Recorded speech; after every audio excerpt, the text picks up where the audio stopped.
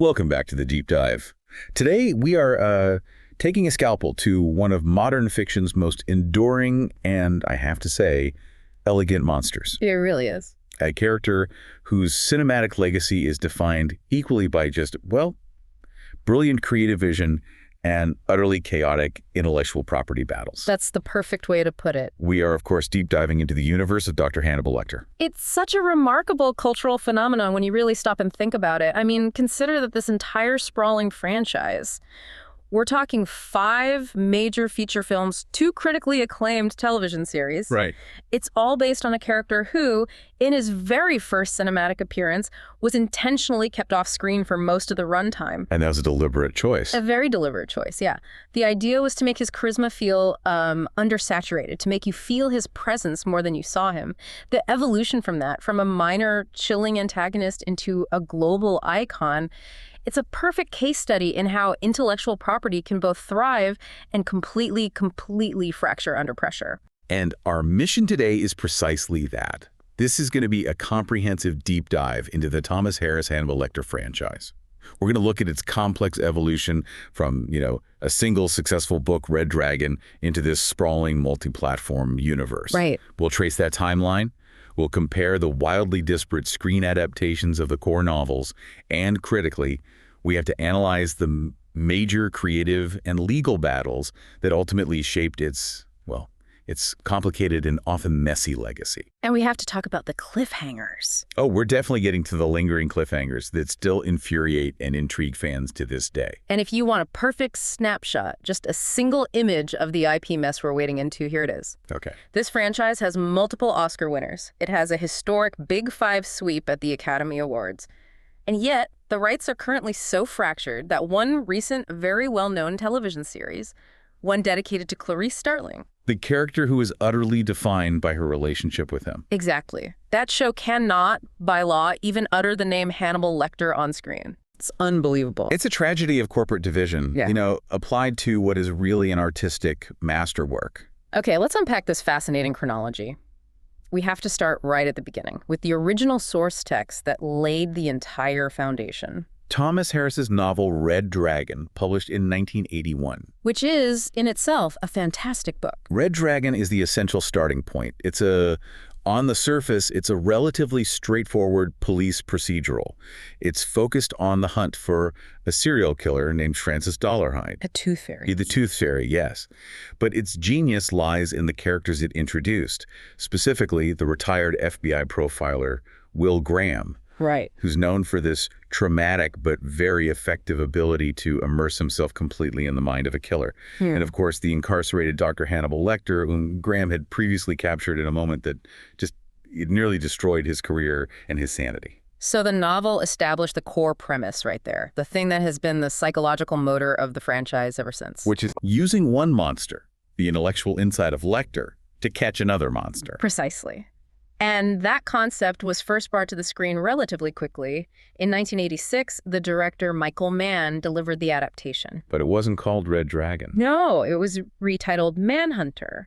And this film, in hindsight, is just creatively fascinating because it established this elegant, detached tone and a highly stylized aesthetic that was completely different from the melodrama and gothic horror that eventually came to define the character. It was a very specific product of its director and its era, wasn't it? Oh, absolutely. Michael Mann was coming off the high-gloss aesthetic of things like Miami Vice and his film Thief. You could just feel it. And Manhunter is just steeped in that glossy 1980s style. He uses color cues not just for mood, but to delineate duality and mental state. Okay, break that down for us. What do you mean by that? Well, Mann used incredibly intense, almost artificial lighting and color grading. For instance, the scenes featuring Will Graham's attempt at a normal, quiet domestic life. His safe place. Right, his supposed safe place. They were shot in these cool blue tones, which suggests distance, a kind of antiseptic peace that, deep down, Will can't truly feel. It's fragile. Exactly. And conversely, the scenes involving Francis Dollarhide, the killer, played so unsettlingly by Tom Noonan, They were drenched in magentas, greens, and sometimes this blinding white light. This is very jarring. It's designed to convey his fractured, deeply unsettling psychology. It wasn't just a movie about forensics. It was a high-art procedural focused on the aesthetics of darkness. And what about the casting of those foundational roles? William Peterson was cast as Will Graham. A role he just perfected with this method intensity. He would, of course, go on to do something similar later in his career. Peterson, who would later apply this meticulous approach to his role in CSI, was known for his immersive preparation. To understand the relationship dynamics, especially with the blind character Reba McClane. Played by Joan Allen. Yes, played by Joan Allen. Peterson actually practiced walking around for periods while wearing a blindfold or a mask over Hez. He needed to understand the spatial awareness and the reliance that came with that lack of sight. This just illustrates the level of commitment that went into creating the first cinematic Will Graham, a man perpetually hovering on the edge of a complete breakdown. I remember reading an extraordinary anecdote about the filming itself, specifically the scene where Graham is flying home on a plane. That's a great example of the scrappy early production style. They needed a specific visual of Graham on a commercial jet, you know, looking reflective and haunted. Right. But Michael Mann couldn't get official studio permission to use an actual plane for a set piece, so they just resorted to what Peterson himself called guerrilla filmmaking. So what did they do? They actually shot the scene on a real commercial flight from Chicago to Florida. You're kidding. Nope. With Peterson in costume grabbing shots very quickly before they were noticed. It just speaks to the determination to get the visual truth, even if they had to bend the rules a little bit. Now let's turn to the man himself, Hannibal Lecter.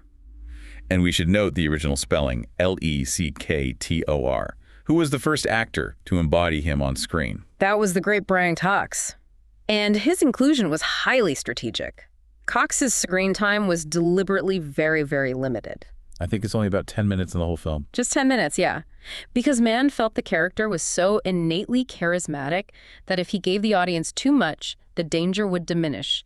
He wanted you to almost feel the weight of this brilliant, evil man's presence, even when he wasn't on screen. And what was his take on the character? Cox's portrayal was modeled on the Scottish serial killer Peter Manuel, which resulted in a very grounded, subtle, and terrifyingly bureaucratic evil. It's far removed from the theatrical showmanship that would come later. So Mann's genius was using Lecter as a catalyst, right? He's an unsaturated flavor, not the main course. Exactly. He's the engine that drives the story, but he's not the focus of the lens. Speaking of focus, we have to talk about that title change. Manhunter was, by all accounts, not the preferred title of the creative team. No, not at all. It was always intended to be Red Dragon after the novel. But the producer, Dino De Laurentiis, he stepped in and insisted on the change. Why? The story is that his previous big-budget film, Year of the Dragon from 1985, had been a huge financial disaster, a bomb. Right. And he wanted no association whatsoever with the word dragon in the title. So it was just superstition. Pretty much. Both Cox and Mann disliked the eventual title. They found it bland and generic, which really speaks volumes about the business pressures that were already impacting the art. So Manhunter hits theaters in 1986. Given the level of creative talent, the unique style, the source material, why did it perform so poorly?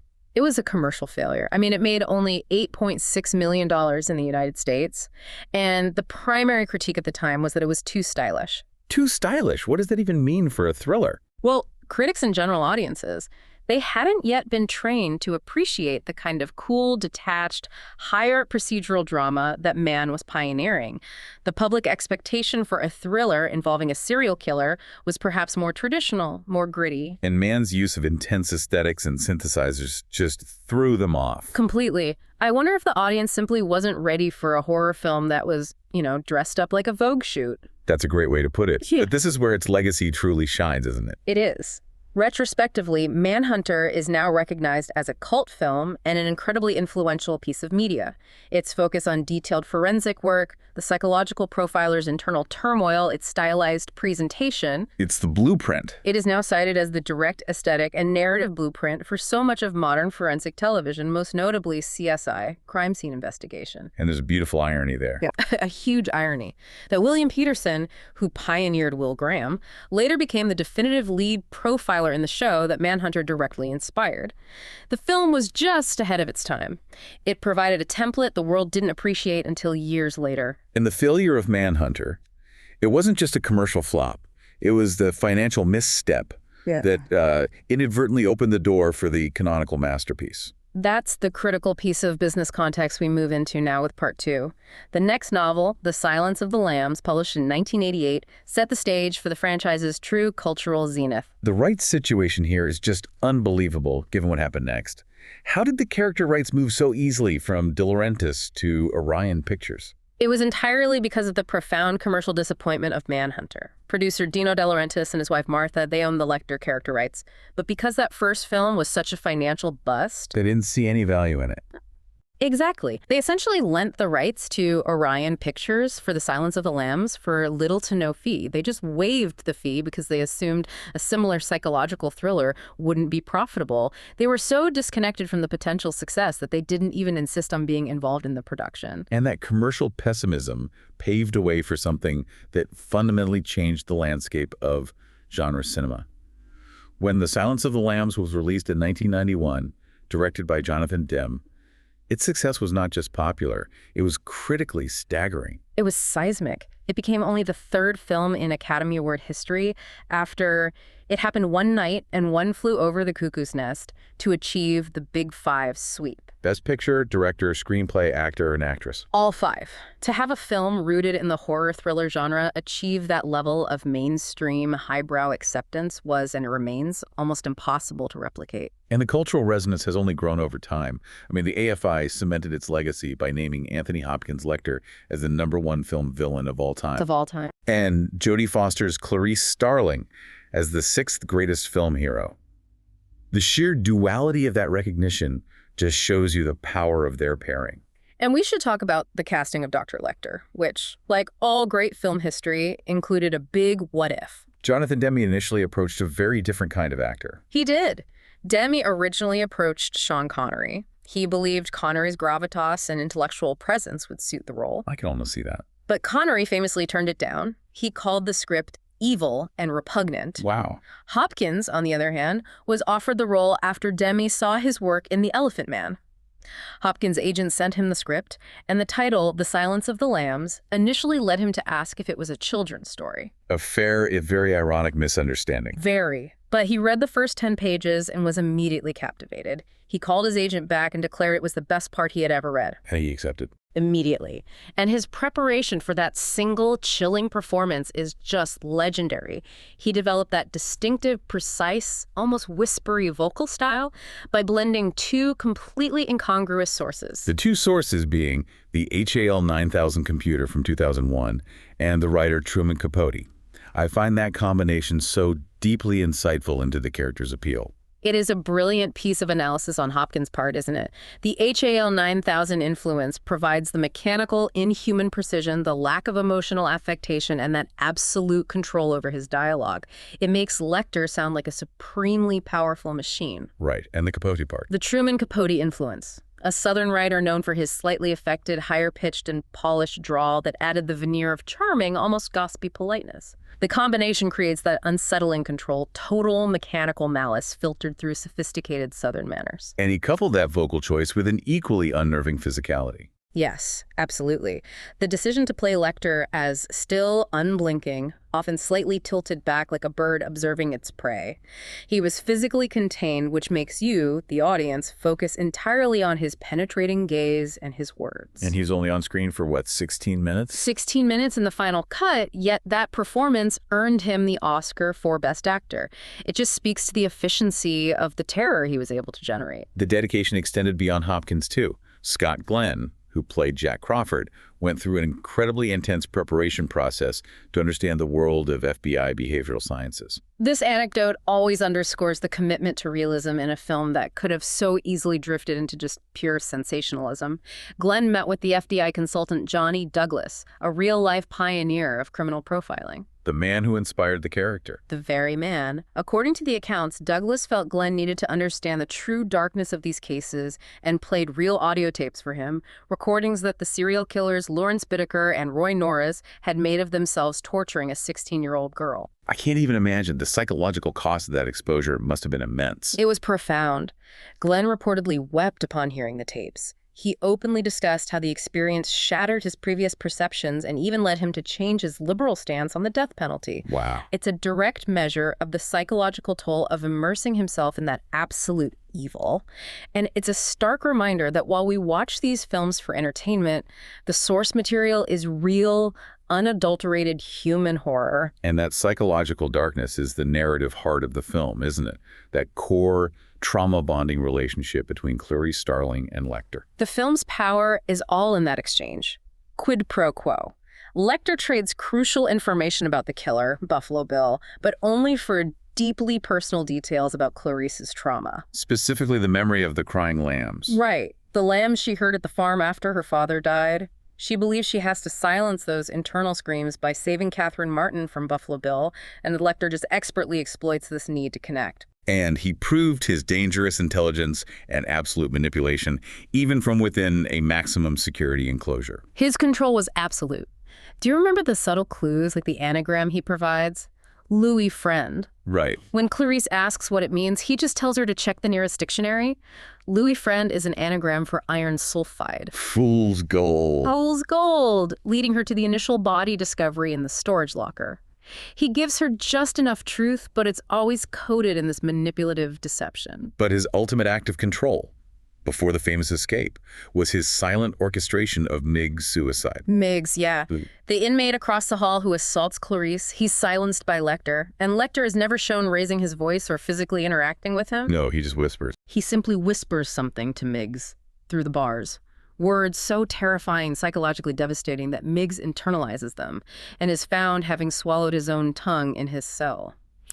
It's an act of subtle, terrifying intellectual violence that proves his power transcends any physical restraints. It cements his status as a psychological force of nature. And that sets the stage perfectly for the theatrical flourish of his escape.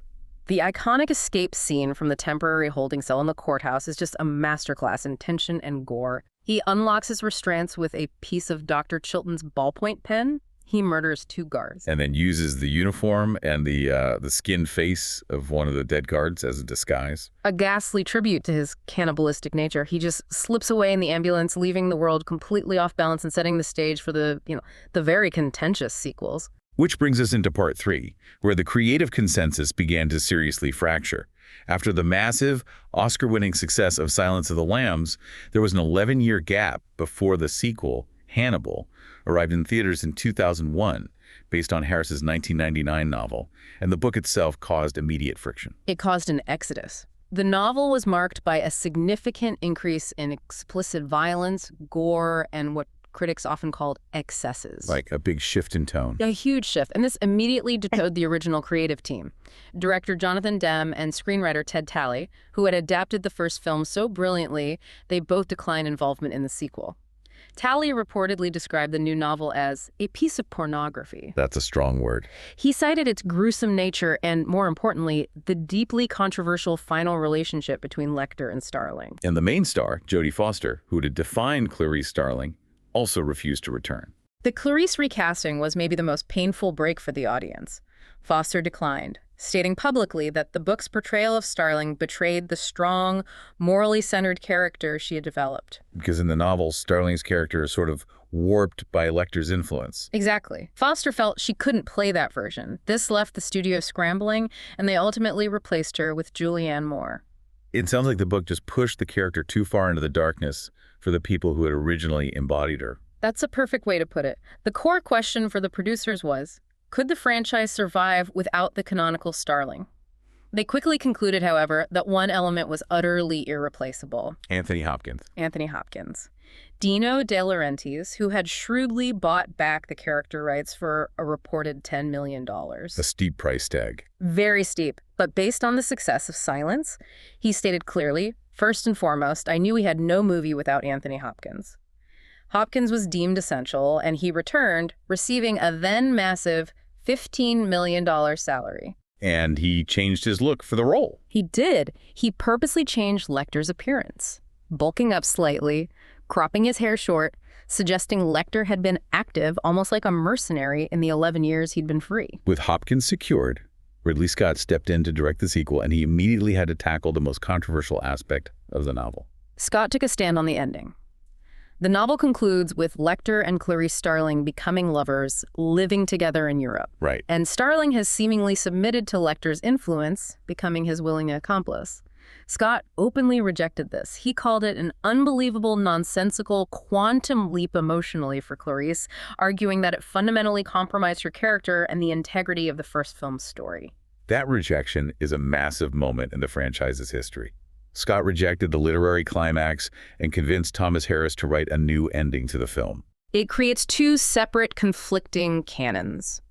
In the literary universe, Lecter and Starling are together. In the cinematic universe, Lecter remains the ultimate free-range villain.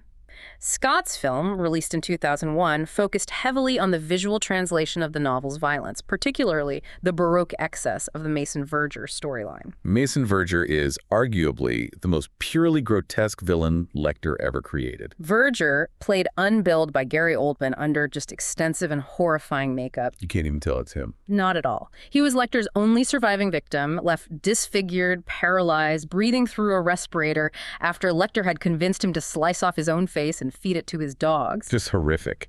And the movie details Verger's years-long obsession with revenge, culminating in his plan to capture Lecter and torture him to death by feeding him alive to these purpose-bred giant forest hogs. It's a true spectacle of Gothic horror. And then we arrive at the film's notorious climax involving Ray Liotta's character, Paul Krendler. The infamous climactic dinner party. Krendler, a corrupt Justice Department official who has been pursuing Lecter, is captured. Lecter sedates him, surgically opens his skull while Krendler is still conscious. Oh, God. Removes part of his frontal lobe, the part responsible for judgment and inhibition, and proceeds to saute it in a pan. And then feeds the piece of his own brain to Krendler. Yes. That scene established a new level of grotesque, hyper-sophisticated violence that really characterized Ridley Scott's vision for the film. Scott used it to illustrate the film's overarching themes, didn't he? He did. Themes of affection and a romantic thematic that ran between Lecter and Starling, which is illustrated by Lecter's opera scene dialogue about obsession. Lecter is essentially clearing the playing field of the moral constraints, like Krendler, that keep him and Starling apart. And then the film splits sharply from the book's ending.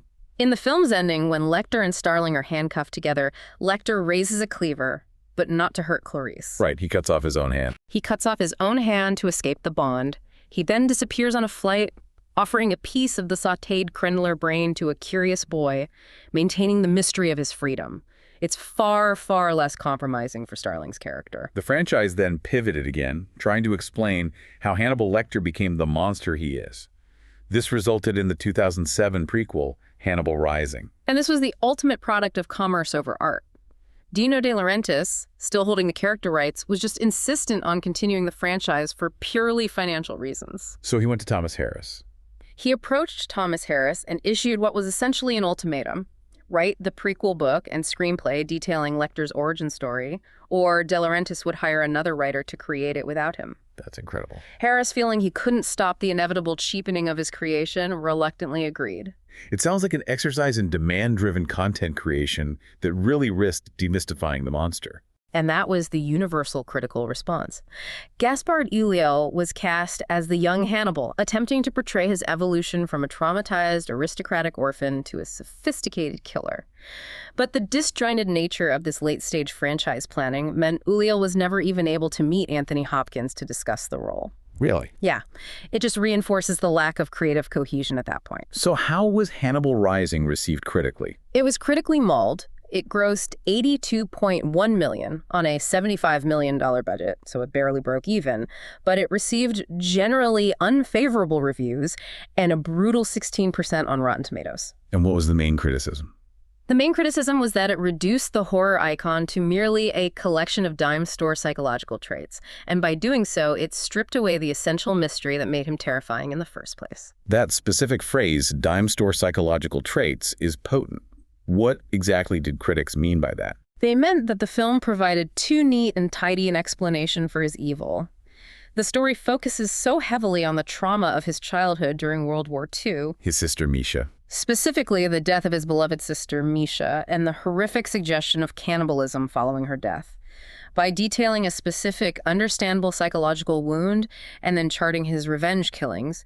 The film made him seem less like a unique born sociopath and more like a standard trauma-fueled villain. The mystery of the character, the idea of this immense, effortless evil was lost. It was completely lost. So by 2007, the cinematic franchise was struggling. But this brings us to the most complex and fascinating chapter, the television wars. This is where one character was split into two separate series, both operating under incredibly frustrating legal constraints. The television era perfectly illustrates the fractured IP landscape, doesn't it? It really does. First, we had the critically revered series Hannibal, which ran on NBC from 2013 to 2015. A prequel. A prequel that focused less on procedural detail and more on psychological exploration. It dove deep into the toxic, emotional, and you could say almost homoerotic relationship between Lecter, played by Mads Mikkelsen, and Will Graham, played by Hugh Dancy. Brian Fuller, the creator, gave the show such a distinct creative identity that was often described as high art. It was phenomenal. The visual style was defined by Baroque elegance and visceral, often gruesome artistry. I mean, Fuller treated murder as complex, edible art forms, contrasting the beauty of Mikkelsen's gourmet cooking with the horror of his crimes. And the performances were recognized, too. Absolutely. Mikkelsen and Dancy both won Saturn Awards for their depth and complexity, and Season 3 dedicated itself almost entirely to adapting the Red Dragon arc, treating it like a 6-hour miniseries, which allowed for this unprecedented narrative depth compared to the previous 2-hour adaptations. But despite that creative freedom and style, Fuller was constantly constrained by the very rights issues we've been talking about. What specific elements were off-limits to him? Fuller's challenge was immense. He could use all the characters and narratives from Red Dragon and Hannibal Rising, which De Laurentiis controlled. Okay. But he was prevented from using key characters and elements originating specifically from the masterpiece, The Silence of the Lambs. This meant no Clarice Starling, which was a major limitation on his long-term plans. And he had to resort to creative substitutions even for minor roles, right? Absolutely. The rights were so granular that they couldn't even use Barney Matthews, the orderly at the Baltimore State Hospital who has a specific connection to Lecter in Silence. So what did he do? Fuller created a character named Matthew Brown who was designed to be the complete antithesis of Barney. He was a corrupt and ultimately deadly orderly, not the loyal one we see in the films. Fuller also invented characters like Franklin Porteveau and Tobias Budge to navigate around other rights blocks, constantly referencing the books while having to sidestep their most famous parts. That's a unique form of narrative agility, forcing a creator to honor the canon while actively avoiding its centerpiece. Now, let's talk about the production controversy. A show this visually gruesome, even on network TV, was bound to run into issues. It was constantly pushing broadcast boundaries. We had the famous KSL-TV incident in Salt Lake City, an NBC affiliate, which pulled the show entirely from its schedule due to concerns over graphic violence and the moral nature of the Lecter character. They just chose not to air it at all. But the more unusual controversy was Brian Fuller pulling his own episode, Oof, from the U.S. broadcast schedule. That decision was rooted in profound respect and sensitivity. The episode Oof centered on a storyline involving kidnapped children who had been brainwashed into murdering their own families. Right. And Fuller chose to pull it because of what he called social sensitivity and the unfortunate associations the subject matter might have, given the recent events around the Sandy Hook tragedy at the time. He felt the specific context would inhibit the enjoyment of the episode for U.S. viewers. So it was a conscious ethical choice to self-censor. It was, though the episode was shown in its intended order internationally and on home media releases. That's a fascinating layer of self-censorship, done out of respect for the audience's psychological comfort. Speaking of quirks, the international version ran into a bizarre censorship issue in China. Oh, the Chinese censorship was just absurd. In a common tactic used by Chinese state censors to remove negative keywords, the word kill was systematically replaced with suck in the subtitles. Are you kidding me? I am not. This led to ridiculous, contextually meaningless, and sometimes sexually suggestive translations. You get examples like, when you sucked Randall, did you fantasize you were sucking me? Oh my God. Or, you may kill the world, but you will never suck me. It completely changed the psychological drama into accidental black comedy. Despite the high critical acclaim, I mean, seasons 2 and 3 had an astonishing 98% approval rating on Rotten Tomatoes. The show was ultimately canceled. It was a critical darling, but a network headache. NBC canceled Hannibal in June 2015 due to consistently low live viewership, which is always a struggle for a show with such a distinct, high-concept style.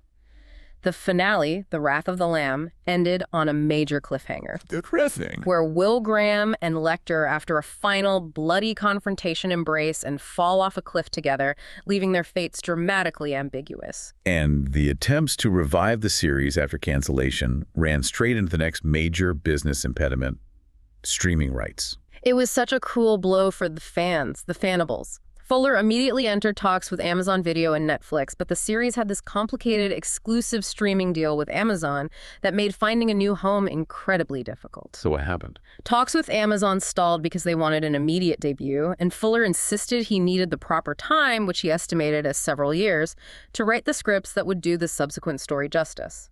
The deadlock meant the cast and producers were released from their contracts, and the revival efforts just stalled out. So Hannibal ends on a cliffhanger. And Fuller has been persistently seeking a resolution, dreaming of finally integrating Clarice Starling into his universe. That's been his white whale. Since the cancellation, Fuller has repeatedly discussed plans for a future Silence of the Lambs miniseries adaptation.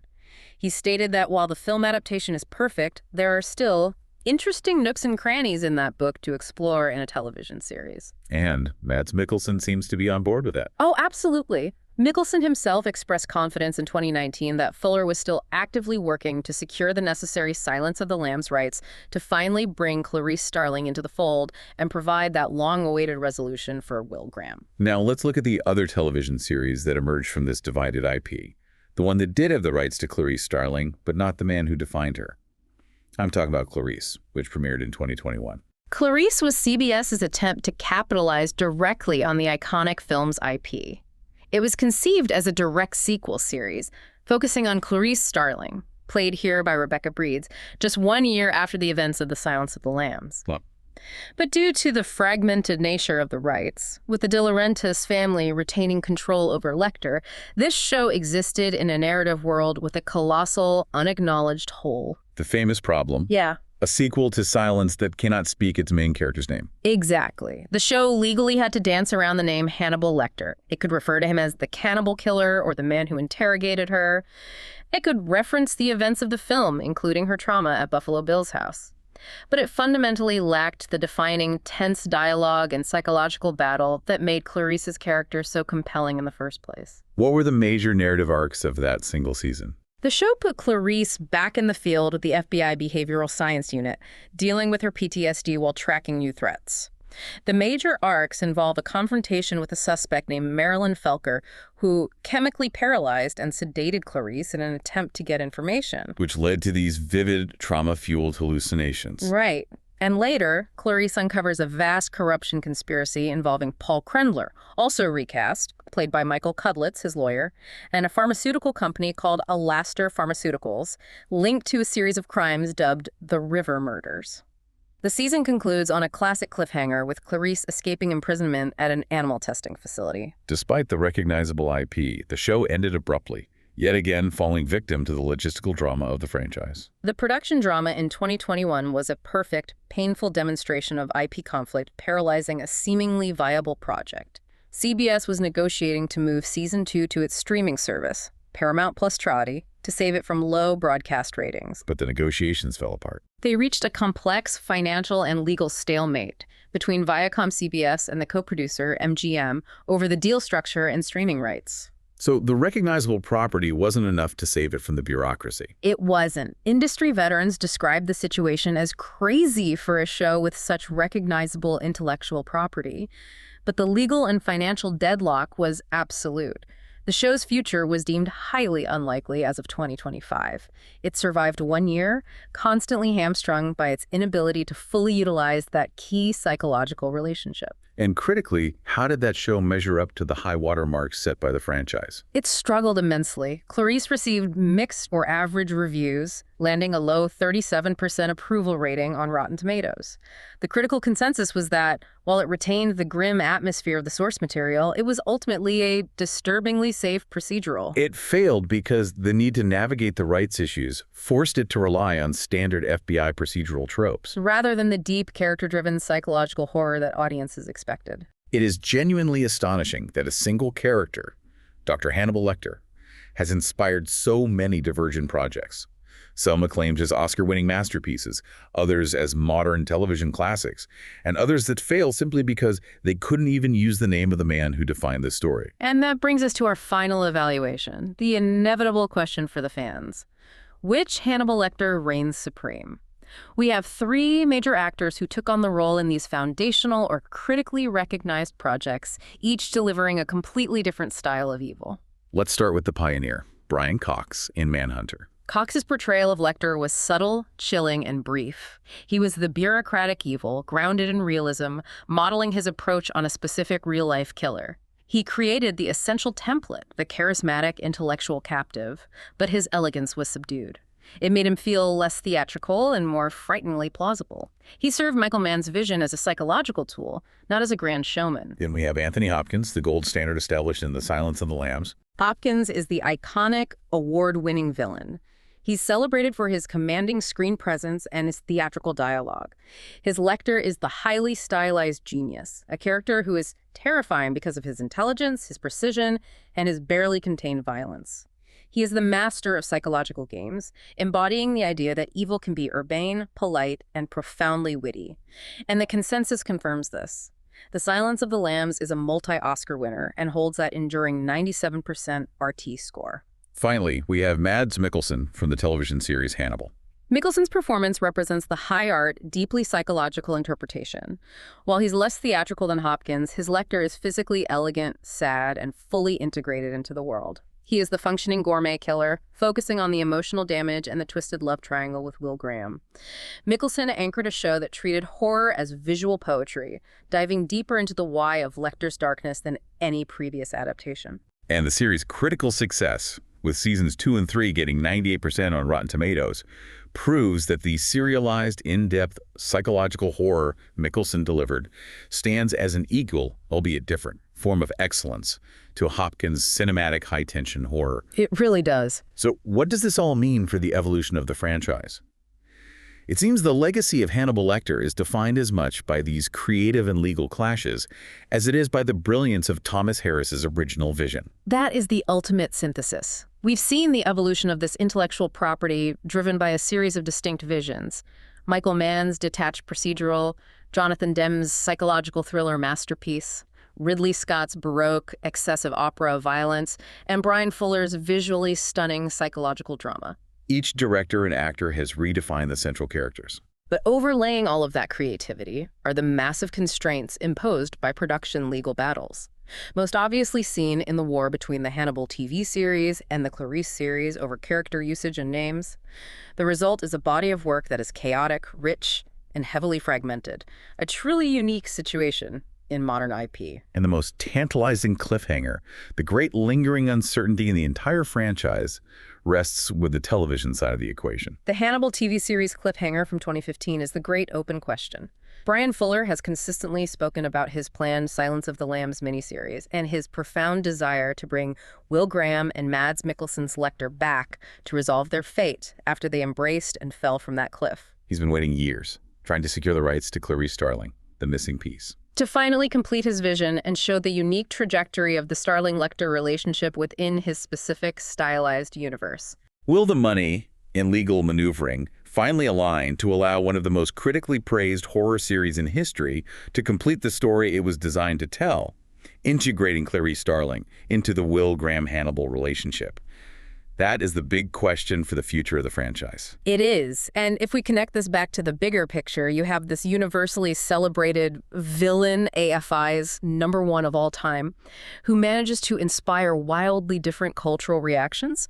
He's generating Oscar wins on one hand and facing executive censorship like KSL-TV pulling the show and bizarre translation errors like Chinese censors changing kill to suck on the other. It just proves that regardless of the creative vessel or the corporate hurdles, our fascination with complex, elegant evil endures. It's a character that sticks with you, regardless of the medium or the messy business dealings behind it. Which raises an important question for you, the listener. to mull over. We noted that Hannibal Rising was heavily criticized for reducing Lecter to dime-store psychological traits by explaining his origins too neatly, losing the essential terror of the character's mystery. That's right. A huge failure. Given that historical failure, does the franchise risk losing the unique terror of Hannibal Lecter if Brian Fuller is successful in delivering his full, highly anticipated Silence of the Lambs miniseries? By resolving the Will Graham cliffhanger and fully charting the beginning of the Clarice Starling relationship within the show's intense psychological framework, would the audience finally know too much? Is the terror of the gourmet cannibal stronger when we know less, or when we are finally given the full, visually stunning explanation of his every motivation?